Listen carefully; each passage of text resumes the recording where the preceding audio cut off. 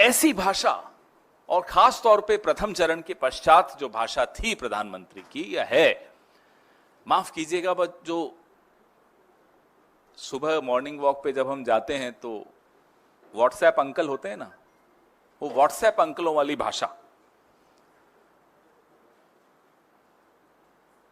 प्रधानमंत्री की भाषा फूहड़ कतई नहीं होनी चाहिए। वो एक समाज को दूसरे से भड़काने वाली, लड़ाई करवाने वाला काम राजा का नहीं होता।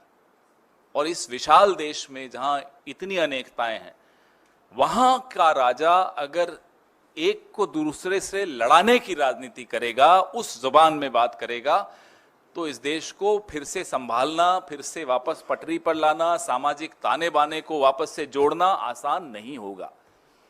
चुनाव आते रहते हैं, जाते रहते हैं, 2 बार ये जीते, अब हम जीतेंगे, वो कोई बात नहीं। देश हार जाए, देश का संविधान हार जाए, देश की सांप्रदायिक सौहार्दता, आपस की सामाजिक ताना बाना हार जाए, वो मुझे नहीं लगता किसी को भी बर्दाश्त होगा। मनगढ़ंत कहानियां सुना सुनाकर, झूठ का सहारा लेकर,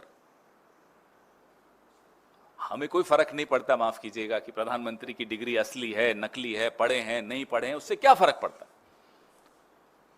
लेकिन कम से कम हमारा न्याय पत्र पढ़ लेते तो पूरे विश्व में आपकी हंसी नहीं उड़ती। हमें तो बुरा लगता है भारत का प्रधानमंत्री की कोई खिल्ली उड़ाए, भले हमारे विरोध में है, हम उनके विरोध में हैं, हम उनके विरोध की राजनीति करते हैं, लेकिन अफसोस होता है जब पूरा विश्व में प्रधानमंत्री की हंसी उड़ती है।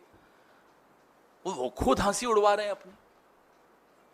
हमारे खड़गे साहब ने उनको पत्र लिखा, साहब हम आपको समझा देते हैं, दिखा देते हैं मैनिफेस्टो, ये है, बता दीजिए कहां हिंदू मुसलमान का जिक्र है, कहां ये सब बातें लिखी हुई हैं कि छीन के उसको दे देंगे। आपको क्या डर है अडानी जी की हम संपत्ति छीन लेंगे और बांट देंगे, यही डर होगा प्रधानमंत्री को, तो और क्या डर होगा।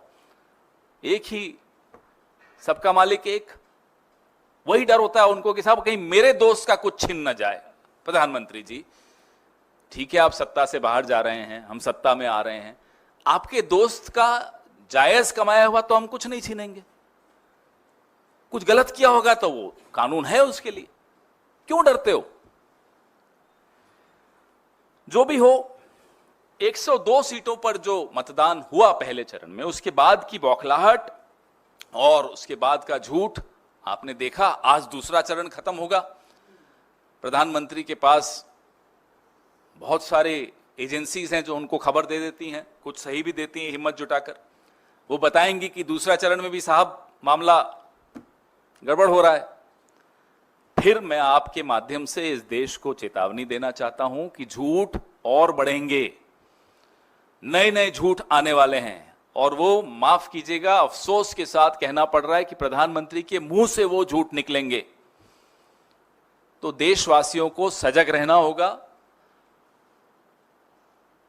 जैसे हम व्हाट्सएप पढ़ते हैं तो आजकल विश्वास देश वाले नहीं करते, हमारे देश में अब लोगों ने व्हाट्सएप पे विश्वास करना बंद कर दिया, ठीक वैसे ही प्रधानमंत्री पर भी लोगों ने विश्वास करना बंद कर दिया है। जो उनके मुंह से शब्द निकलता है, लोग पहले चेक करते हैं अड़ोस पड़ोस में, भाई साहब ये जो इन्होंने कहा ठीक था।